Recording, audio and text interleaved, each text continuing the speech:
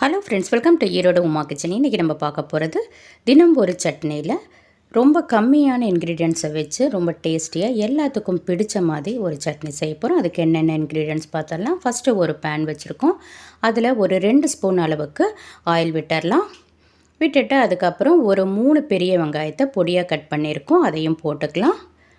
போட்டுட்டு அப்படியே வதக்கி விடலாம். ஒரு கண்ணாடி பதத்துக்கு வர வரைக்கும் நம்ம அப்படியே வதக்கி விட்டுடலாம். இப்போ பாருங்கள், வதங்கிருச்சு. இப்போ ஒரு 7 வரமிளகாய் நம்ம இதில் போட்டுக்கலாம். போட்டுட்டு 1 நிமிஷம் வதக்குனா போதும். ரொம்பவும் வதக்கக்கூடாது. நம்ம சட்னி செய்யும்போது ரொம்ப வதக்குனா அது நல்லா இருக்காது. இப்போ பாருங்கள், வதங்கிருச்சு. இப்போ இதில் வந்து ஒரு 6 மீடியம் சைஸ் தக்காளி, நல்லா பழுத்த தக்காளியாக நம்ம இதில் போட்டுடலாம்.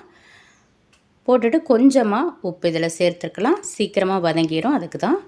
இப்போ அப்படியே வதக்கி விட்டுடலாம். பாருங்கள், இந்த அளவு வதக்குனா போதும், ரொம்ப வதக்க வேண்டாம்.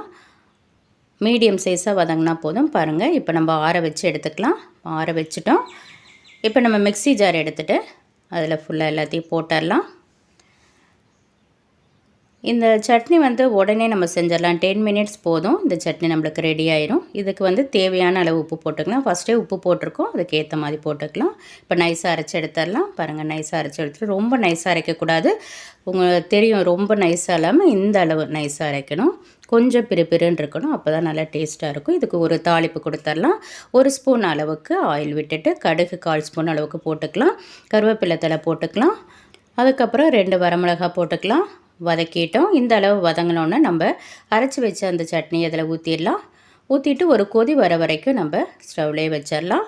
கொதி வந்தோடனே இப்போ நம்ம ஸ்டவ் ஆஃப் பண்ணிக்கலாம். இந்த அளவு கொதிச்சா போதும், நம்ம ஸ்டவ் ஆஃப் பண்ணிக்கலாம். இப்போ நம்மளுக்கு சட்னி ரெடி ஆயிடுச்சு. இப்போ நம்ம இட்லி, தோசை, சப்பாத்தி எல்லாத்துக்குமே இது சூப்பராக இருக்கும். இந்த வீடியோ உங்களுக்கு ரொம்ப பயனுள்ளதாக இருக்கும்னு நம்புகிறேன்.